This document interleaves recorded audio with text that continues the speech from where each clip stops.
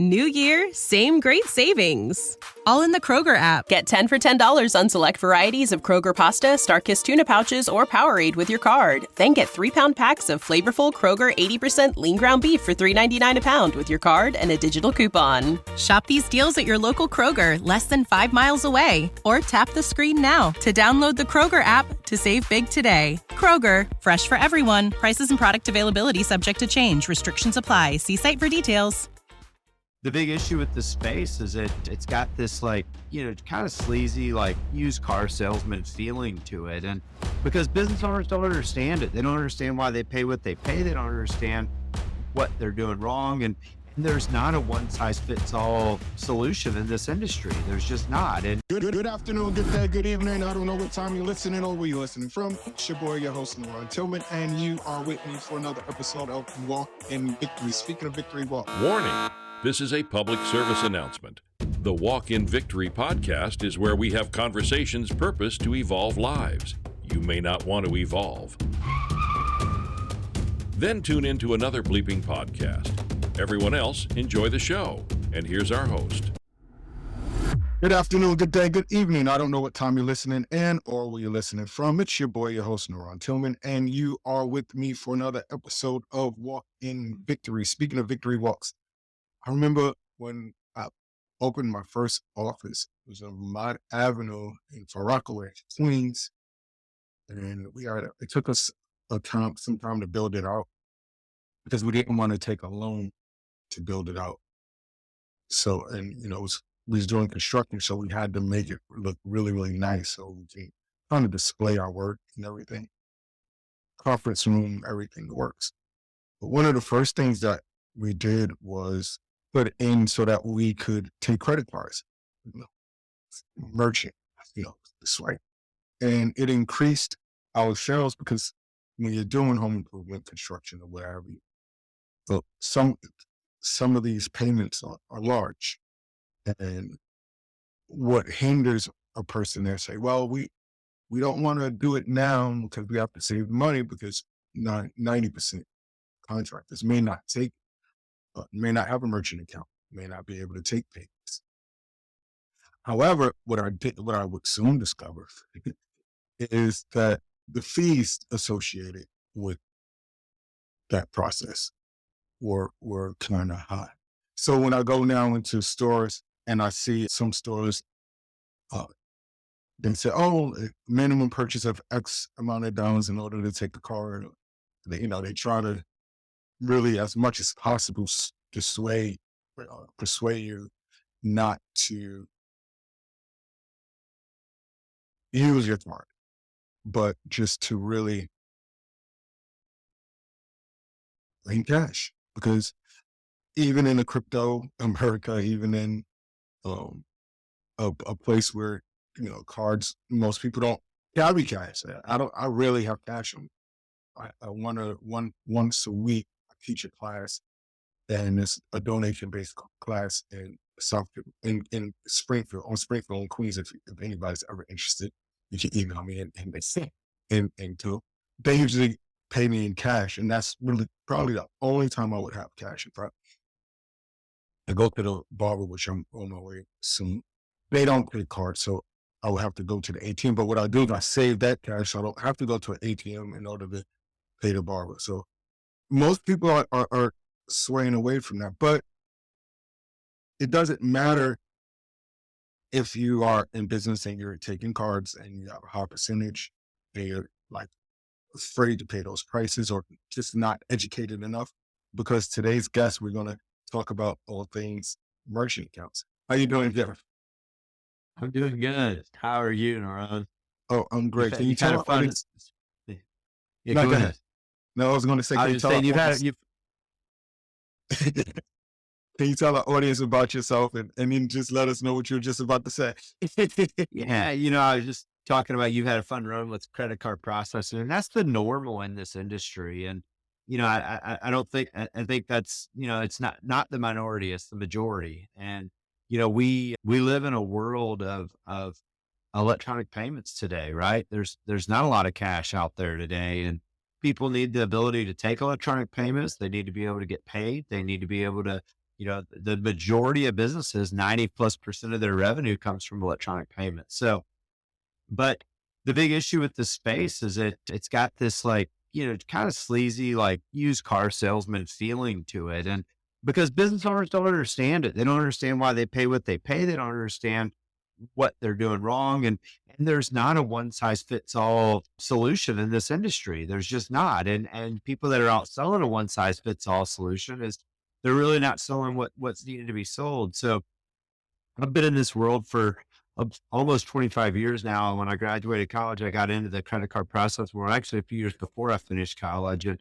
here I am still, in this world. But, a few years ago, just through building companies and selling portfolios and doing different things, I had an opportunity to start another company a few years ago in this space. And I was exiting a partnership. And, my wife and I were sitting at the table. We were just talking about what we wanted to do and how we wanted to be different and what were our next steps. And obviously, I'm too young to retire, and I wanted to keep going and keep, building business. And I love what we do. I love, what I get to come and do every day at work. But we decided to go a little bit different, and we started writing our mission that day. And we knew the big piece that was missing in this business space was clarity. And so we wanted to, our first part of our mission is to bring clarity to business owners in a space that there is none. And so we want to know our business owners. We want them to know us, and we want to know how they're taking payments. We want to offer solutions. We want to be more of a consultant in this space and actually help them with their payments and be their eyes and their ears out there around this world of bringing new technology to them, bringing new ways to them, and really helping their business. And that's what we're doing. And then the second part of our mission was just something that was important to us was our give back. And we wanted from the day one, we wanted to give back because we've been blessed in this world, and we wanted to develop a business around to give back. And so we take a percentage of all of our revenue, we put into a charitable giving account. And because of our merchants that process on our platform, we support nonprofits through those payments. And that's become a huge part of who we are and our DNA of our business and why people come work for us. And it's just, it really speaks high volumes about our character and the values that we hold near and dear in our business. Most people feel, and this is how I felt. So I'm going to go with most people feel as if they're stuck with whatever the first merchant that they walk in the door. There's not a lot, like there's no way. Most people just like feel like Stripe or, the companies that are constantly in our face. Yeah. And when you feel this way, there's a lack of competition. So you feel like you're almost stuck with whatever fees that they say, and this is just the way it is.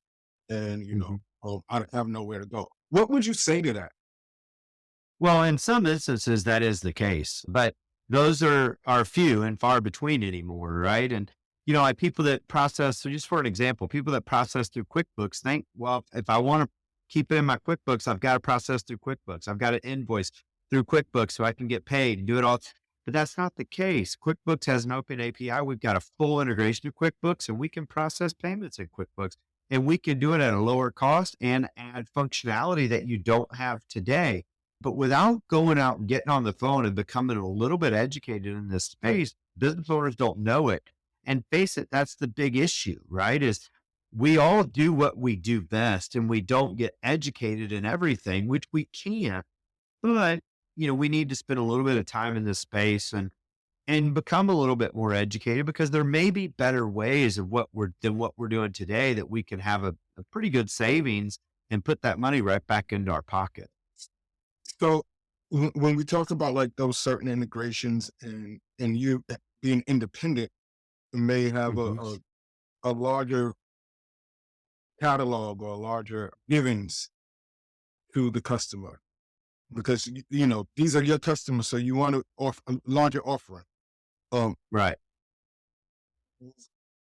What could you do that like a QuickBooks or a PayPal or can't do? Saved an invoice, we can take that invoice and we can send it to the customer. A couple things at that point we can do that QuickBooks can't do.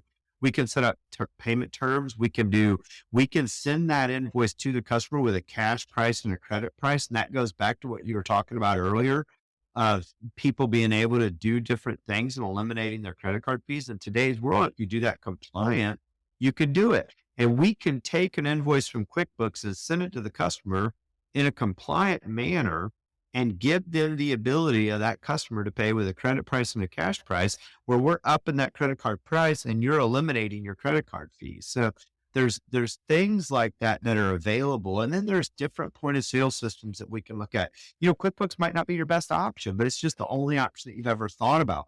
We have gateways that integrate to QuickBooks that might do more payment ability, like recurring payments and different type of payment terms and saving customer data and doing different things that QuickBooks might not do. So unless I have a conversation with you and ask you questions about your business and ask you, how do you bill and what do you do and what are you looking for and what type of business you are, I don't know to offer those solutions to you. But if you talk to, if you just pick up the phone out of the gate, right, and call Square, well, Square's a one size fits all. It's a great solution for certain people, but they're only going to talk to you about that one solution. Where if you call somebody like us, we're going to actually look at your business and look at what is the best solution for you. And that's great. So those of you who are listening, I'm talking to Jeff May, and we're talking about having the ability to expand your business by taking credit cards. My friend has a restaurant, and at one point they were saying, "Hey man, we can only take cash for right now." They were saying there was something wrong with the machine, but I've been in business long enough to know what was going on. Yeah. So, they're taking cards again. So whatever, I guess they fixed the machine. But like in a restaurant where that exchange is a constant exchange of that. Every time a card is swiped, there's a processing fee. There's where someone may feel as if they're being hammered all the time because they're paying these fees in excess. And by the end of the night, as they're looking down, especially like if American Express sometimes charges a little bit more than other cards. So, what would you say to a restaurant or a pub or a grocery store? Yeah. So, a lot of restaurants today are going to cash and credit pricing as well, where they're presenting that to the client, to the customer, and they're eliminating fees. And there's also abilities just to negotiate rates and fees on restaurants, right? A lot of them use point of sale systems that have multiple integration points. And so it's just having that conversation. We have a tool that is an AI driven tool that we can take a credit card statement and we can run it through our tool.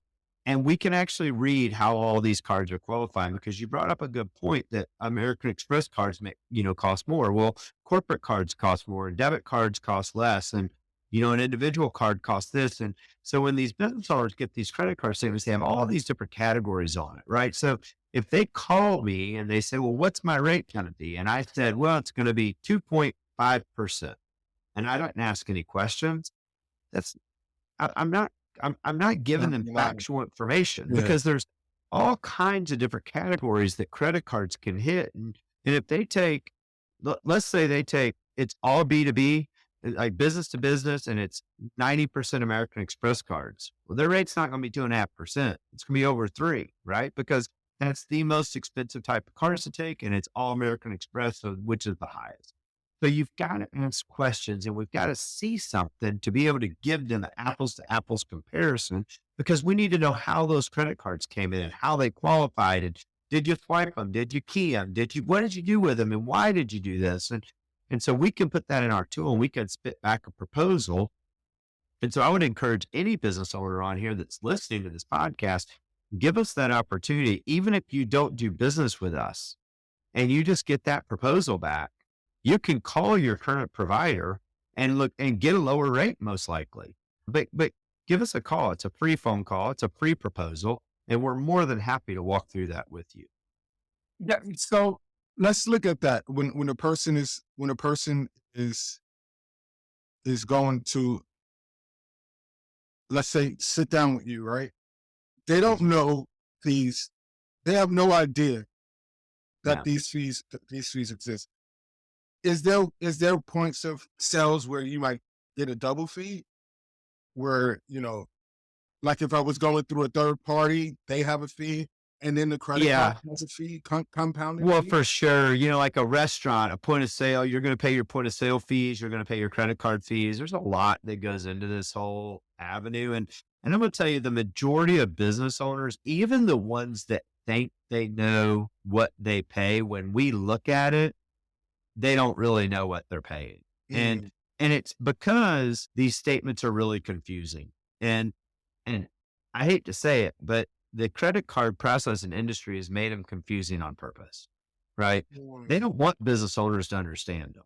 And so we have to explain that to them. And I tell business owners all the time, there's all these fees and all this stuff, and we're going to go in there and negotiate all this for you and get you the best rates we can get you. But at the end of the day, your effective rate is what's important to you as a business owner, right? Because your mix of cards doesn't change a lot. Once we get history with you, you have the same type of customer over and over yeah, and over yeah, again. yeah. So once you kind of settle in and you've got a typical restaurant, right? They got the same people coming back in the door. During Christmas holidays, when they do a bunch of corporate parties, it might throw their rate off a little bit because they're taking a bunch of corporate cards for big dollar amounts because they're doing a bunch of Christmas parties. So there are things that will fluctuate it. New year, same great savings. All in the Kroger app. Get 10 for $10 on select varieties of Kroger pasta, Starkist tuna pouches, or Powerade with your card. Then get 3-pound packs of flavorful Kroger 80% lean ground beef for $3.99 a pound with your card and a digital coupon. Shop these deals at your local Kroger, less than 5 miles away. Or tap the screen now to download the Kroger app to save big today. Kroger, fresh for everyone. Prices and product availability subject to change. Restrictions apply. See site for details. But we can talk through that and explain that to them. But it's really their total fees divided by total volume, and that's your effective rate. What did it effectively cost you to take credit cards? Every business owner should know that rate. They should know it. Here's what it costs me. Every time I take credit card, it's 2.73%. That's what it costs me. Mm. That's amazing, because now they have once you have this in worth your salt, you can really start to see your projections, and you can That's see right. your cost And savings. setting your pricing and all that's important. And yes, some Yeah. cards are going to be less than that and some cards are going to be more, but effectively at the end of the day, here's what it costs my business to take credit cards, period. Yeah. That's what, Yeah. and every business owner should know that number. And like right after COVID, a lot of, the price of goods went higher. So the Yeah. customers being hit because the price of goods are higher. The price of food is higher. And now Yeah. the payments, so, the payments, people are afraid to take those cards because they're like, I'm being hit by my vendors. I'm being hit by the Yeah. credit card. And now, and if I hit the customer too much, they're not going to come back, because customers don't care. They don't care that you're paying 10% on the credit card. They don't care that you're paying the food is up 20%. They don't care that the beverages are higher. All they want to know is why last week my burger was $10. This week is 15. So, Yeah. You're right. But they also don't care. Through repetition, they'll get used to paying a 2 or 3% fee to put on a credit card because we've been accustomed, and even when we go pay for gas, if you pay for gas at the pump, you're paying a higher price to put on your credit card. And all of us put on our credit card, and we don't complain about it because we're used to it. Nobody walks inside and pays with cash because we don't carry cash. I started And doing so, that though. I well, started doing, because you're in the minority. why Not too? many people do, You know why too? but With the gas machines they started doing. I hate when they take that $160 off my card yeah, as a whole, yeah, and they tell me we'll uh, put it back. Like, you don't go in my money and see. They used to take $1. I can understand it. They run it for $1 to yeah, see what you got. Now yeah, they take so much that you don't even. What if I only had $100 on my card? Now I'm in. yeah. Well, and they're pre-authoring the card to make sure you can pay for the gas that you're about to pump in your car because it's expensive. But that's why you're going to see more and more and more businesses that have a credit and a cash price. It's happening. It's real. And credit card expenses are a real expense to a business. Oh, So, Jeff, I was telling the audience that before the year ended, one of our goals was to have a sponsor, and I just want to announce real quick, as we are talking about business and point of sales and all of that. For those of you who are into design, luxurious pajamas and sheets, bedding, and more, our first sponsor for the Walk in Victory podcast, Cozy Earth, you can use Victory One in the checkout and get 40% off. And they have great clothes, they have great bedding, high quality stuff, and we invite you to go there. And they do take credit cards, just as Jeff is talking about right now.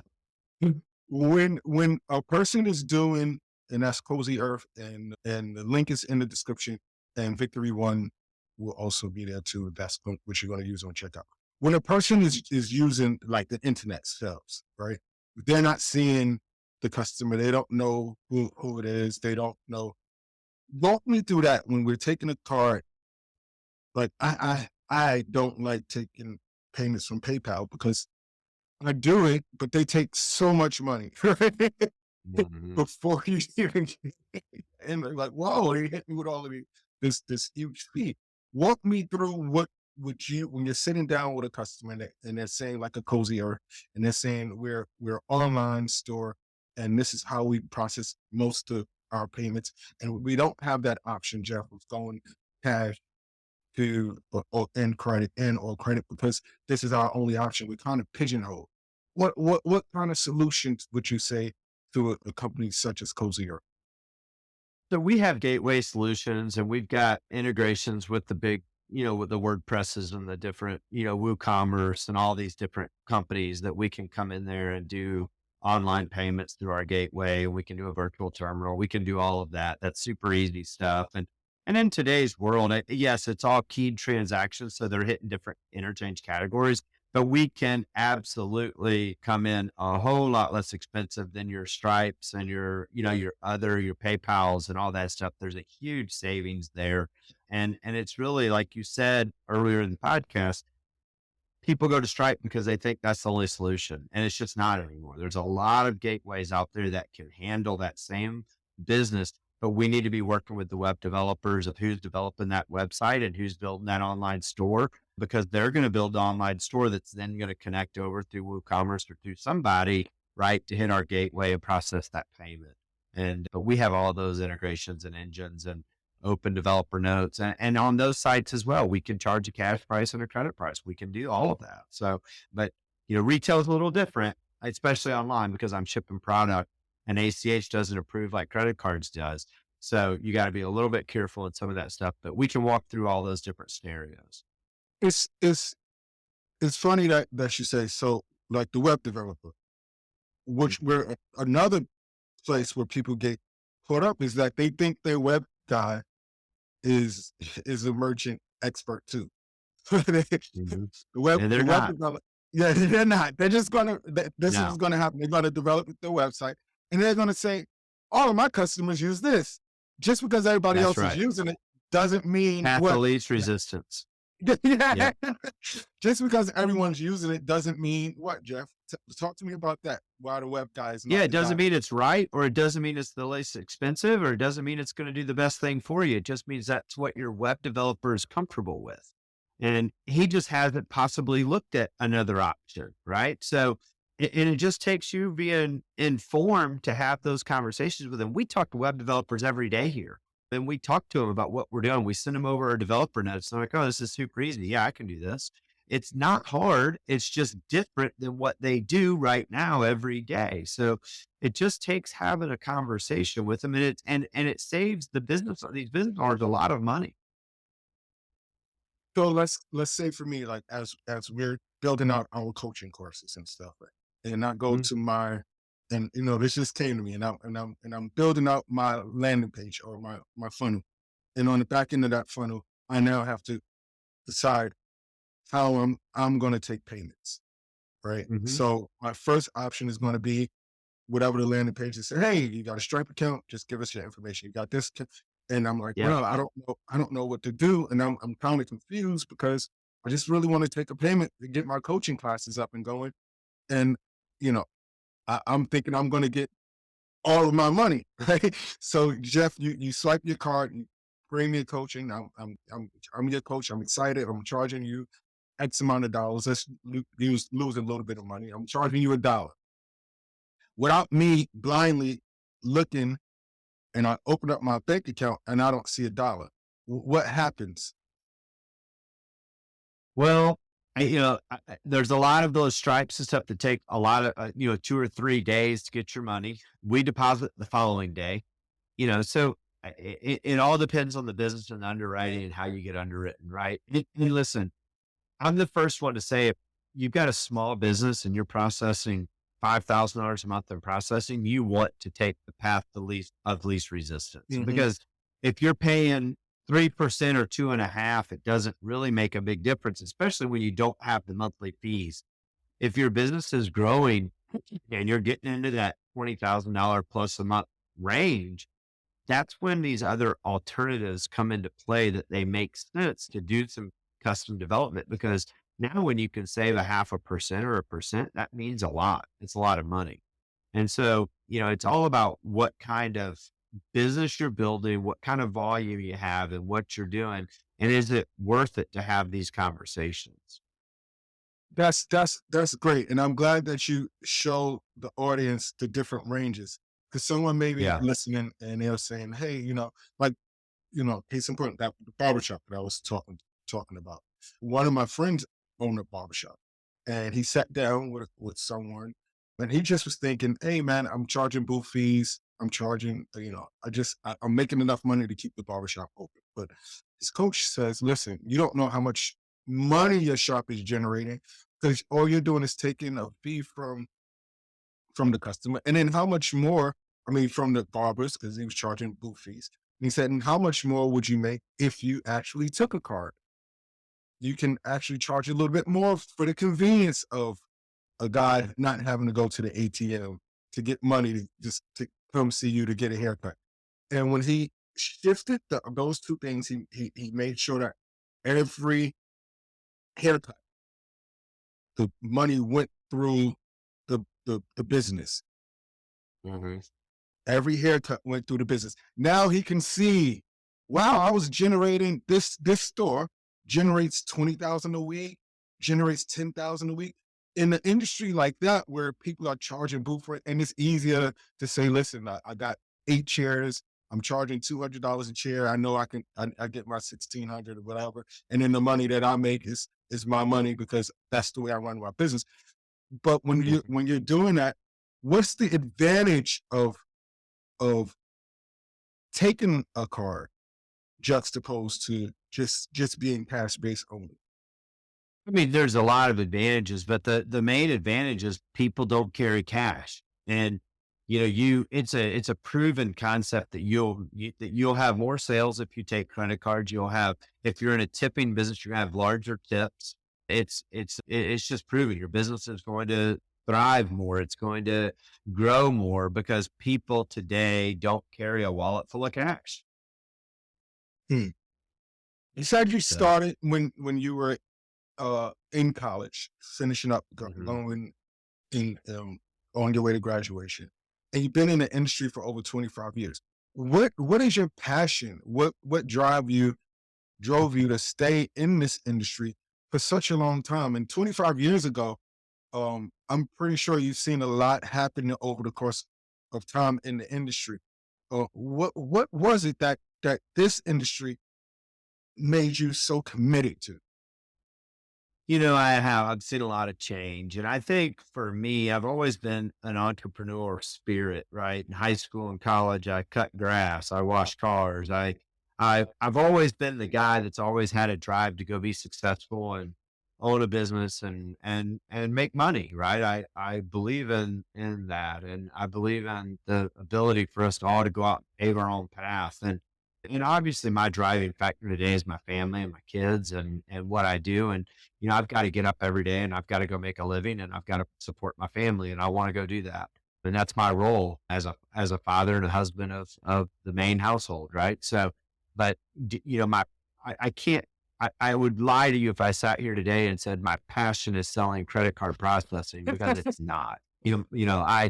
I know this business. I know how to make money in it. I know how to be successful in it, but I have a passion to help people. I want to be a part of change. I want to be a part of helping business owners. I want to be, I sit on a board at my children's school, and I enjoy helping people and making a difference. And I think in anything we do, we can do that. It's just how you apply it and what you do with it. And so, that's my true passion. It's just I love getting to know business owners. I love getting to know what they're doing, and I love offering solutions to them. And I love hearing their stories about how we've helped their business grow and how we've changed their business and what we've done for them. So that's my true passion. And I'm glad that you clarified that, because most people would give the answer, "Oh, I just love the merchant business and the nuanceness," but you love the freedom, and this business that you're in allows you to have that freedom. If you were selling ice cream, Absolutely. you still would love the freedom of being that. That's right. I wake up in the morning, Yeah. not just dream ice cream. No. Yeah. Yeah. No, it's not what I dream about, but it's fun. And listen, I've got a son that's in college right now, and he sees what I do, and he sees the success that we've had. And it's hard for him to sit back and say he doesn't want to follow my footsteps and do what I do, but I encourage him to. And I would love to help all of my kids own their own business. I'd love to be a part of it with them. I'd love to coach them and help them through because I think I can bring a lot to the table that help them not make some of the same mistakes that I've made. But I want them to do something that's theirs, right? And not what I've done, right? And let's do something different, because there's a lot of things we can do, but find something that you want to start and find something that you can be passionate about and do, but make it your own and make it what you want it to be. And so, we have a lot of conversations around that kind of stuff.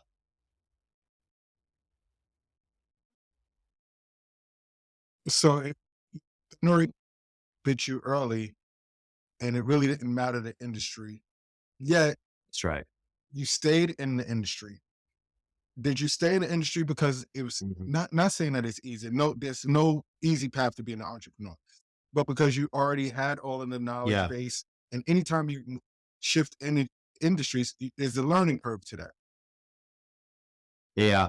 I'm staying in this industry absolutely because I've continued to learn more every day. I was at a conference last week and I'm learning more, right? I'm learning new products and new systems and new things to do.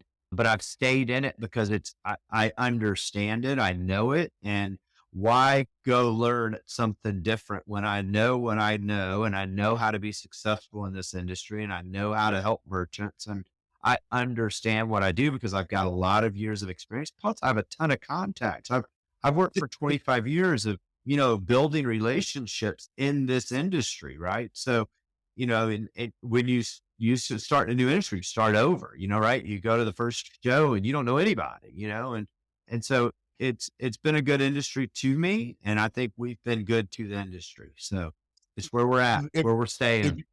yeah, if you're a customer or an entrepreneur, you know that you are in good hands when you have a problem and you call somebody of business, and they answer and they say, "Oh, don't worry about it. I have a guy." Right? That's right. That's right. You That's gotta right. have somebody who has a guy. That's it. You got to do that. So my last question, well, I have two more questions concerning this. How is AI impacting the Yeah. merchant industry? What's going I, on in that you know, market? I mean, obviously, when you're using it for proposal tools and applications and automations and stuff in the business, it's become a big deal. I use AI all the time. I use it daily. I'll go out and type things into it. I'm learning a lot from it. And it's just super smart, and it helps us, right? So, but we're using it to read statements. We're using it to read different things and to do applications and do different things for us today in this world. And we're going to be using it in the banking side of the business and different applications and doing different things in that because it just helps and it's making a big difference. But you have to accept that. And I think business owners that are walking away from it or afraid of it are going to hurt themselves. You've got to be a part of the change, and that's new stuff, and you got to use it to your advantage. What books have influenced you over the course of your career. It could be fiction and nonfiction. If you were sitting down coaching your son and you said, son, Yeah.